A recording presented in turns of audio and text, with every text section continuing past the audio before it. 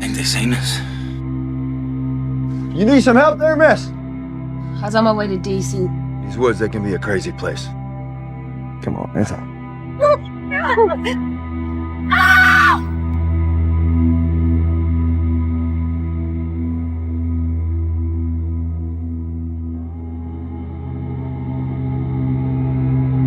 The film begins with a college student named Sawyer Scott jogging on a track. Shortly after, she halts upon receiving a voicemail from a company she applied to. To her delight, she learns she has been selected for an interview scheduled for the day after tomorrow in Washington, D.C. This news fills her with joy, as she has eagerly anticipated this chance for quite some time. Following this, Sawyer heads back to campus to prepare for her trip. The next day, she sets off for Washington, D.C., relying on her phone's GPS for directions. However, she soon hears on the radio that heavy traffic is clogging the main highway due to the holiday season. Consequently, she opts for a rural route and finds herself in an unfamiliar area. Eventually, she encounters a dead end near a jungle where the road is blocked. Although her GPS suggests a U-turn, she chooses to continue searching for an alternative path. After some time, she arrives at a T-junction and pulls over to consult her map. There, she notices two men digging with shovels who seem startled by her presence and worry that she has seen them. Frustrated with her GPS, Sawyer decides to move on and pulls out a paper map to seek another route. Shortly after, she stops by the roadside to study the map. Suddenly, a truck pulls up in front of her, and the two men from earlier emerge. They introduce themselves as brothers, Hollister and Buck, and offer their assistance. When Sawyer explains her predicament, Hollister takes her map and guides her back to the highway. As she prepares to return to her car, Hollister unexpectedly invites her to dinner at his home. Although she declines, he insists that it will soon be dark, making it difficult for her to reach the highway in time. In a sudden turn of events, Buck tries to hold her back, but she swiftly pulls a knife from his pocket and stabs him. He retaliates by taking the knife back and stabbing her in the thighs. Yet she manages to break free and escapes into the woods. The brothers pursue her, but Sawyer hides in a burrow, using her sweater to cover her injury. To mislead them, she throws a rock in the opposite direction, and fortunately, it works. As darkness falls, the brothers abandon their search and leave the woods. Meanwhile, after a long trek, a frightened Sawyer lies down in the burrow and soon drifts off to sleep. The next morning, we shift to the local police station, where Sheriff Nick receives an urgent call and passes it on to his superior, Doyle. Doyle is informed about an abandoned car on the roadside and is asked to check on its owner. He agrees and heads to the site, where he finds Sawyer's car and a bloodstain on the ground, realizing something is amiss. Shortly after, Doyle visits the brothers' house to inquire about the abandoned vehicle. Hollister nonchalantly claims ignorance. Doyle notices both Buck and Hollister are injured, but they attribute it to a hunting accident. Lacking evidence to charge them, the sheriff leaves. Meanwhile, Sawyer wakes up and attempts to move, but her injured legs hinder her ability to walk. She finds refuge by a cliff and tries to tend to her wounds. Despite her grim circumstances, Sawyer holds on to hope, believing that someone will eventually notice her car on the roadside. Meanwhile, the two men are seen removing the car from the roadside. Back with Sawyer, as she takes a moment to rest, her car tumbles down the slope, and she hears the brothers celebrating. Sawyer hears Hollister mention the urgency of finding her before trouble arises. Buck reassures his brother that she is too hurt to flee and may not survive much longer. After they leave, Sawyer heads to her damaged car to retrieve her shattered phone. Despite its condition, it still works, and she sees multiple missed calls from her mother. She tries to return the call, but there's no reception. Meanwhile, the brothers are scouring the area for her. Hollister spots some bloodied leaves on the ground, raising his suspicion that she might be close by. Sawyer roams through the forest, still unable to get a signal, and her phone unexpectedly dies as the battery drains. As darkness falls, she struggles to move forward but soon loses her bearings and collapses. In her confused state, she sees a man approaching and asks for his identity, but before she can hear his response, she passes out. The next morning, Sawyer awakens in a trailer, astonished to find her injuries treated and bandaged by someone. She explores her surroundings, attempting to leave, but discovers all the doors are locked. Eventually, she stumbles upon a kitchen resembling a laboratory. At that moment, a man named Lowell appears, revealing he was the one who brought her there. Sawyer warns him to stay back as he tries to reassure her, but she spots a bottle of lye on the counter and hurls it at his face just before feeling faint again and losing consciousness. The scene shifts to the police station, where Nick is discussing the abandoned vehicle with Doyle, insisting on a comprehensive investigation due to the peculiar nature of the situation. Doyle appears frustrated with his dedication to the case and instructs him not to overanalyze it. Nick harbors doubts about Buck and Hollister, suspecting their involvement. But Doyle insists that while the brothers are troublemakers, they are not criminals. In the following scene, Sawyer wakes up in the trailer as Lowell offers her a sandwich and a drink, only to discover her hands are bound. She insists on needing medical attention and contacting the police, but he disregards her pleas. Shortly after, she sees him preparing meth in the kitchen while she takes a bite of the sandwich. Sawyer introduces herself and recounts her ordeal, expressing concern for her parents and requesting to be taken to the police.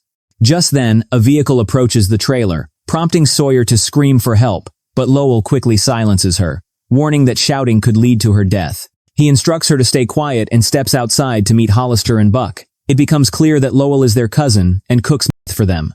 They inquire about a missing girl in the area, but Lowell claims he hasn't seen anyone. As they converse, Sawyer spots a pot of lye and tries to use it to free herself. Meanwhile, Buck and Hollister grow suspicious of Lowell's behavior, noting that he didn't invite them in or offer them drinks this time. They decide to investigate inside. Luckily for Sawyer, she has already managed to escape, leaving the brothers satisfied as they drive away. Later, we find a bewildered Sawyer wandering through the woods, only to be caught by Lowell, who drags her back to the trailer. Meanwhile, at the police station, Nick and Doyle are confronted by their superior, State Police Commander Slattery. He feels a deep sense of disappointment regarding Doyle's performance and is seeking an update on the case of the abandoned vehicle. Deputy Nick discloses that the car belongs to a couple who entrusted it to their daughter Sawyer, who has been missing for several days and was last spotted on her college campus.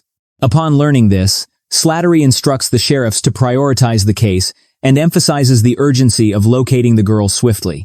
Meanwhile, in the trailer, Lowell commends Sawyer for her clever use of the rope. She pleads with him to release her, assuring him that she won't disclose anything about his activities. However, Lowell clarifies that they are 5 miles from the main road and 20 from the nearest town, without a vehicle. He warns her that attempting to leave on foot could lead her to encounter either Buck or Hollister. Skeptical, Sawyer remains cautious until Lowell finally unties her. He mentions that the brothers plan to head to Charleston this weekend, and he intends to borrow their truck to drop her off somewhere safe. Until then, he assures her she can leave whenever she wishes, and he won't hinder her. In another location, the brothers face Doyle's wrath, as he demands they come clean about the girl, pressured by his superior.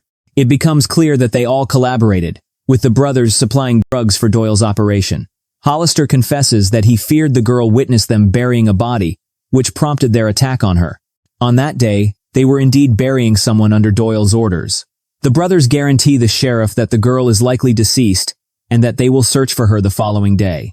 The scene transitions to the next morning, where Lowell is seen cooking meth. Sawyer expresses curiosity about his process, prompting him to demonstrate. He also shows her a coffee mug containing anhydrous ammonia, a substance far more hazardous than lye, capable of causing severe burns in seconds. As Sawyer assists him, she discreetly takes a garden fork for her own protection. Lowell warns her that the brothers will be arriving shortly and urges her to hide. As she exits, he notices a garden fork is missing, realizing she still harbors doubts about him. Soon after, the brothers show up at the trailer with raw materials and quickly bring them inside, but they leave in haste due to the thick gas filling the area. Meanwhile, Nick, who is still on the trail of Sawyer's case, is encouraged to spend Thanksgiving with his family. After some persuasion, he decides to step outside but suddenly remembers something important and rushes back to his office to get it. There, he overhears Doyle instructing Hollister to ensure the girl is dead, leaving Nick in shock as he realizes his boss is the true villain. Doyle tries to justify himself, but a frightened Nick aims his gun at him and prepares to leave. Doyle begs him not to end things this way, claiming they are partners.